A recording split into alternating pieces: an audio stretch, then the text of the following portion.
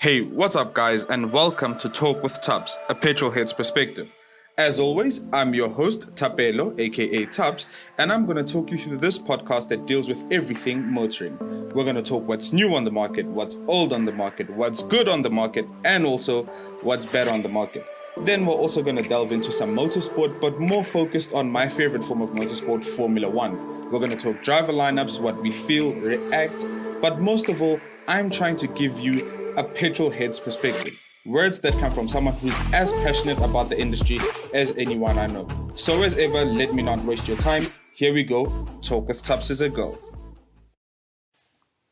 So, I'm finally back and I need to stop making excuses.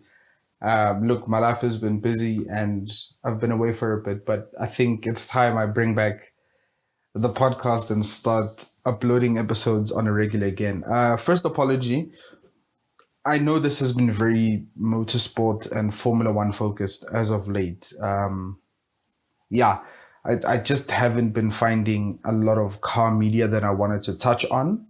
So it's mostly been the motorsport side of things, So unfortunately, that's just where I found myself gravitating towards. So without further ado, let's get into the Turkish Grand Prix. Look, it's so different. It's so different to what happened last year. If you can't remember, last year the track had been freshly resurfaced. I think they completed the resurfacing 10 days before the actual race. So what you got was a circuit that was super slippery. The cars really couldn't get any grip because the circuit wasn't used at all before the Formula One race. And then you had rain that further compounded the issues last year. And yeah, it gave us a good race, no doubt about that. And I think it's still one of Hamilton's most impressive wins in Formula One. But you come to this year and I saw that they'd started water blasting the surface just to kind of grade the top layer to make it more grippy, and it actually worked. I was watching, I think it was free practice 1, and their times were super amazing as compared to last year. So yeah, the work they did on the track, them being the track organizers, the FIA, whoever was involved in the project, really worked to make the surface kind of race ready. So you had the cars putting down rubber as well, just to increase the performance of the track. They did that on Friday, free practice 1, free practice 2. Then unfortunately it rained during free practice 3. But the fact that they were able to run in qualifying just showed that the surface was really ready for a race. And then you get into Sunday and we have rain and we have a wet start. People ran on inters and it presented kind of a weird situation that we hardly ever see in Formula One, in the sense that it wasn't necessarily raining, but the water was always there. The conditions weren't changing in the way that we're used to them changing, where if they start on a wet track and it stops raining maybe halfway through the race, 60% through the race, it dries up, and then you see people going on the wet tires, medium, softs, whatever the compound is, and then we sort of have a dry race at the end. So that really didn't happen because the conditions just didn't allow for that. And we saw with Sebastian Vettel, he tried to kind of risk that. He went on the mediums and it didn't work out. It was too wet. He was struggling, went for a second set of intermediates. I don't know what was up with that situation. I get that it was a risk, but sometimes risks have to be calculated. So I don't know who had the final say between Vettel and the guys at Aston Martin, but it just didn't balance out. I think had he tried that with about 7-ish laps to go in the race, because it was generally kind of drying out, I think it would have made more sense. But the time that they tried that, I think it was a bit too early for such a risk. So ultimately, didn't end well for him in that regard. But I guess needs are a must, So, look, there's so many things to talk about in this race, right? So many ththings to talk about. Let's talk about the winner, Valtteri Bottas. So, in qualifying, yes, technically he didn't get pole, but he got pole because Lewis Hamilton qualified faster, but he took an engine penalty and got a 10-place grid penalty as a result of taking a new internal combustion engine. So, Bottas started at the front. I remember tweeting out before the race, or just after quali, that if ever there was a race where we needed Valtteri Bottas to not be Valtteri Bottas, it was this one, right? And like I've said before, I've been very critical of him this year. His performance hasn't been up to scratch. He hasn't been where Mercedes need him to be. And ultimately, I think that was the major contributor to them not re-signing him for next year and choosing George Russell. He's going to Alfa Romeo. I haven't touched on the driver changes on the podcast, so bear with me here. But yeah, his performance hasn't been there. But I don't really think, no.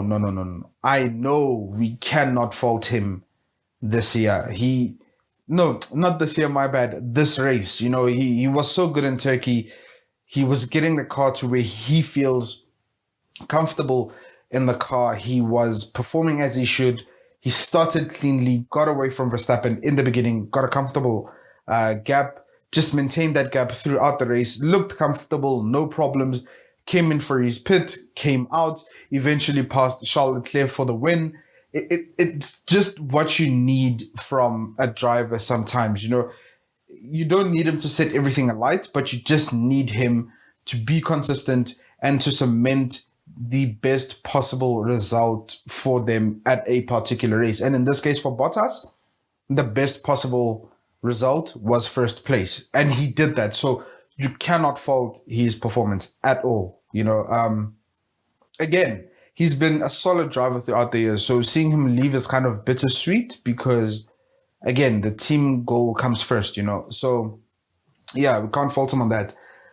Second and third were the Red Bulls. Max Verstappen second, Sergio Perez third. Again, like I'm saying, sometimes you just need your drivers to cement the best possible outcome, the best possible result in a race. And honestly, for Red Bull, second and third was the best. Yes, you could probably throw Charles Leclerc as a span in the works for third place, probably. But yeah, I think Red Bull needed that to kind of keep alive the Constructors' Challenge. Max needed that to extend his lead in the Drivers' Championship, which now sits at 6 points. It's not really too bad. Like, this challenge has been very close, so that's promising. That's a good thing. So yeah, second and third. Honestly, that's what they needed. That's what they did. Highlights of Sergio Perez and Lewis Hamilton's battle. The respect, the skill, the understanding showed between those two drivers.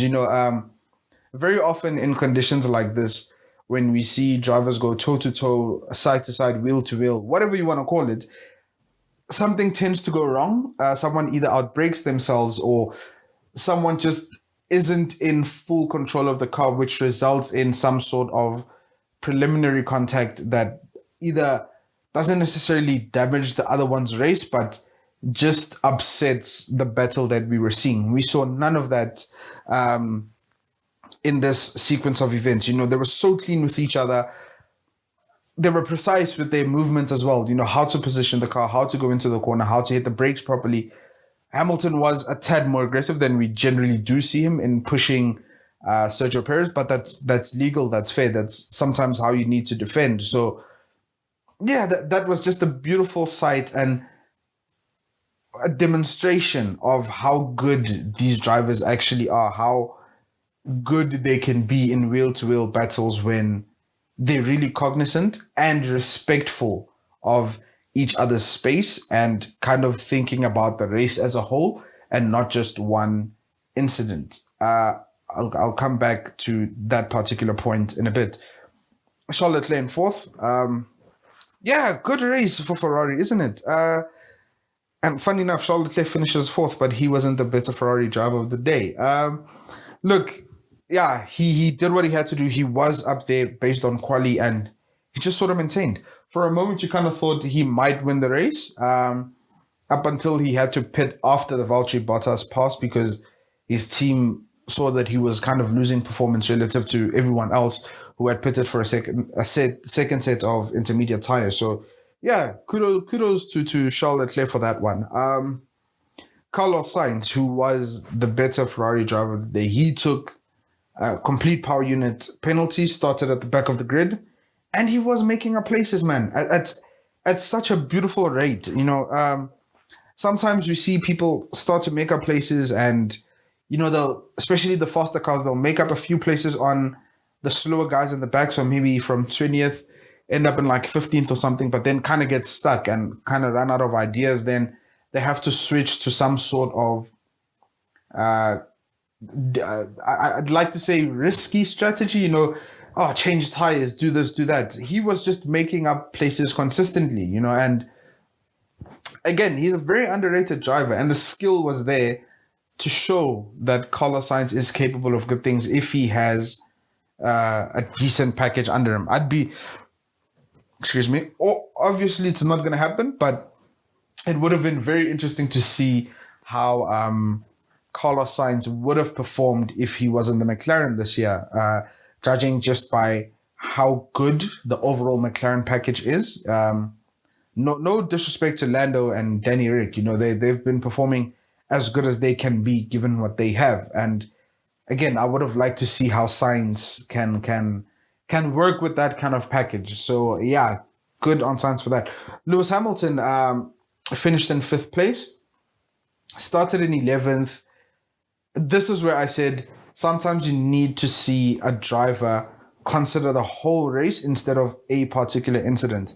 While Lewis Hamilton was based on data, based on expectation, we did think he would make his way up the grid relatively easy. Obviously, he would have had a few niggles with a few drivers, but I remember saying this during the race. I was sitting with my father at the time, and I said to him, this is a race where Lewis needs to make up places, but also he needs to do it in a way that doesn't jeopardize the overall race. So just be there, relax. If the opportunity presents itself, take it. If it doesn't, don't, And that's what he did.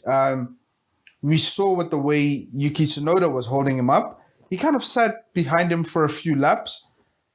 In my mind, I was like, yeah, he's trying to kind of find the opportune moment, not go for a pass that has a higher margin of error than he's comfortable with, considering that, your main title rival is currently running in P2. So you kind of work those things out. And again, Lewis Hamilton showing his experience. Yes, I have been critical of mistakes he's made in past races this year, but I don't think we can fault what he was doing in today's race. Obviously, we have to talk about the strategy from the team. Now, this is where things don't generally gel. You have the team looking at data on computers, looking at forecasts, looking at algorithms that predict the race times, lap times, finish position, etc., etc. And you have a driver who's actually driving the car. So sometimes you will see a difference in opinion. And we saw something like that with Lando and McLaren back in Sochi, right?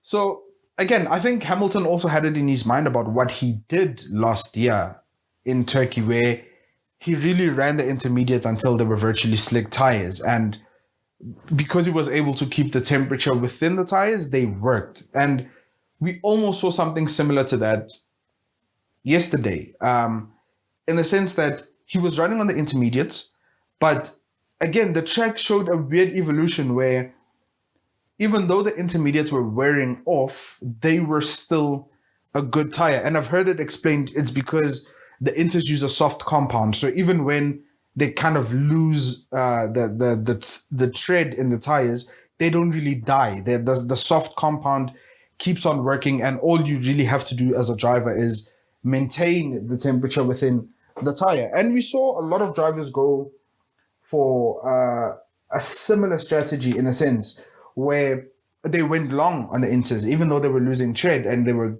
graining them and they were smoothing them out, the tire seemed to work. I know Ocon finished the race without a pit stop. That was brilliant. I think he got a point as well. That was good. I saw a picture of his tires and the carcass was starting to come through. So, yeah, a few more laps probably would have been a bad decision. But you can only speculate and compare and judge on what has happened. So he got a point and that was good. For Lewis Hamilton, I know he was disappointed that the team told him to pit. He felt he could have gone to the end with that set of tires. And again, just look on social media. I think Karun Chandok was one of the people who tweeted a picture of Lewis Hamilton's intermediate tires from the first stint. They were slicks, man. I think he's bringing up a new tire compound called Interslicks into Formula One. But yeah, it's one of those decisions, right? I can get why Lewis Hamilton would be frustrated because at a point he was running in P3. That would have been a podium. Again, hindsight is 2020. We don't know how well he could have held, judging by how fast are the guys that went on the second set of inters were. Bottas, Verstappen, Perez.